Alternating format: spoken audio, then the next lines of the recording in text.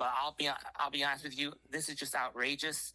I'm sad to say it didn't come as a surprise. Hartford has been trying to usurp local control on zoning matters for years, and this time, they finally were able to force it through.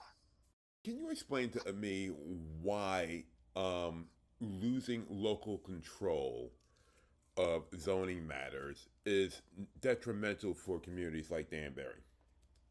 Well, first and foremost, nobody knows your own home except for the people who live there. We know, the people who live here know Danbury best. It wasn't that long ago where we were looking at a hotel that was sitting large. First, it was a hotel that was largely vacant. So, during COVID, remember, so they utilized it to house some homeless who couldn't be on the streets, couldn't be in congregate housing because of COVID concerns, and that was short lived. And then there was a proposal to make that long term. It sounded great in Hartford. There were local officials, and I'll admit I was one of them who liked the overall concept of the idea, and didn't really see much harm on it. However, the neighborhood turned out in opposition, in huge numbers. They were the ones who were impacted by it. I don't live over on Lake Avenue. I don't live next to that location. I wasn't aware of the day-to-day concerns that people had, but the neighbors knew it. And without an opportunity to allow your local residents, your neighbors, the people who are going to be immediately impacted by any change like that, it's abuse. Under this particular bill 5002, there are situations where commercial property can be converted into residential and nobody would have a say so. It seems very undemocratic, and it seems very odd that at least a delegation in Danbury that championed on transparency and the right for people to speak. I can think about the vote that Mayor Esposito did in terms of the homeless shelter that the Democrats went in outrage for because it stifled public speaking. So I don't understand why we don't want to have the public be part of the conversation, to have their voices heard. As Ben mentioned, in the current location, there was a huge uproar about that. We've got other areas in the city where people haven't had their voices heard, and then we're playing catch up. Listen to their voices now. That's what we're here to do. It's not going to cost us any more time to schedule another meeting and be here for another hour, right? So I don't see what the big deal is for that. And so I will support an amendment that calls for a public hearing. I will not support this measure without the public's intention to speak on it. There's no one that is disputing the fact that we have a homelessness issue here in Danbury. It continues to grow, has not been dealt with well, and there is that problem there. All we're saying here is that the folks who will be impacted by this perhaps want to have a say in it. Perhaps this is the perfect location for it. As Ben said, it's the right size, it's what it needs to be. But again, our role as elected officials is to listen to our constituents. And if there's an opportunity to give them the opportunity to speak to us at a public hearing where they feel they're duly being listened to on record, I think that's really important. This bill takes away the people's right to speak. I 100% agree. I teach civics. I teach the foundations of government. Government is created to protect people's liberties and freedoms. Look at the First Amendment, one of our fundamental rights. The Constitution almost didn't even get approved because it wasn't written into the main body of the Constitution. They had to cut a deal, to agree to add a Bill of Rights just to get the Constitution in place. The very first thing that they identified is freedom of speech. Freedom to petition the government. You can't do that with an as of right use. There's no way to petition the government to to give you a say. The government is saying, we do not want to hear from you. That's what the state of Connecticut legislature, the partisan action. I want to make that clear, because this isn't like it was a bipartisan action. It was there was actually bipartisan opposition to it. Those people who voted in favor of it are basically saying, we don't want to give you the right to have a voice.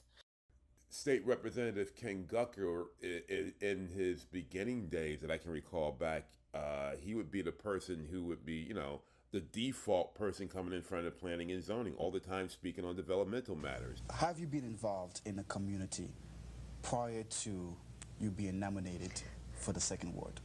I think my wife would say I've been over involved in the community. After moving to Danbury, after growing up basically in New Fairfield and transversing through Danbury my entire life,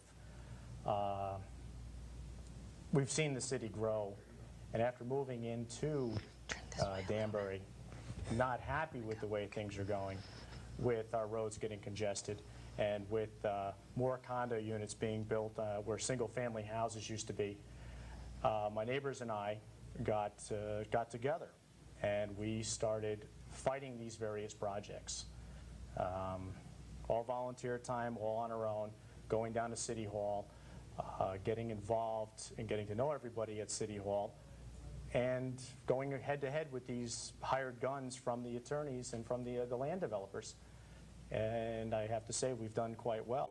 Doesn't it seem a little odd that somebody who spoke so much in front of land use boards and talked about the importance of public speaking would vote in favor of a bill that takes away his voice? That is very questionable. I would challenge you, Al. It might be interesting to see, someone who had the time to go through and pull some records. I'd be curious to know how many land use changes that went from commercial to residential, or that dealt with residential development, that Mr. Gucker did not speak at. Because I'll be honest with you, when I was serving on zoning, he was a regular speaker. Look, I came to know Ken, and became, and can call him, by his first name, because I know him, not because we went to school together, not because he lives in my neighborhood, not because we've, run across each other on the campaign trail, but to be quite honest with you, because of the number of times he appeared before me, when I was serving on the zoning commission, whether it was a regular member, vice chairman, or chairman. This bill mandates that municipalities allow commercial buildings to be converted to residential building developments as of right. Now, could you explain to my readers here, what as of right means? It means the landowner has the right to do it. There is no say. You can't tell them no. You can't deny them. The city couldn't say, okay, we need you to take a pause, or we need to look at how this is going to impact the environment, the community, the traffic, the neighbors. We're not going to give the neighbors a say. If I wanted to put an addition, just on my back porch, I would have to go down and pull a permit for it. Because of my property, I would have to go before ZBA to get approval. Just to add on to my back porch, I would have to have a public hearing.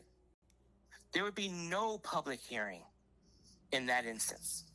The people, wouldn't have a say, and they wouldn't know about it until they drove by and saw it happen. And you know what? That's when they say, how could you have allowed this to happen? Why did you allow this to happen? We didn't even know about it. I would encourage the governor to veto this legislation. I'm not even an elected official anymore. I'm I'm a justice of the peace, so I guess technically I am an elected official. But who am I? I would call on the governor to veto it. I would encourage the governor to veto it.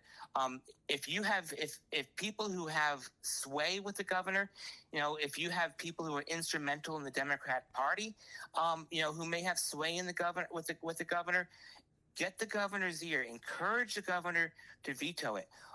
Or if come out, take a public stance. Because I'll be honest with you. Remember, there's the old saying, first they came for this group of people, and I didn't say anything because I wasn't that race. Then they came from this group of people, and I didn't say anything because I was a member of that race. Then finally they came to me, and there was nobody to speak up on my behalf. So when you don't voice your opinion, when you stay quiet, that silence, that's support. What moves people to take action is opposition.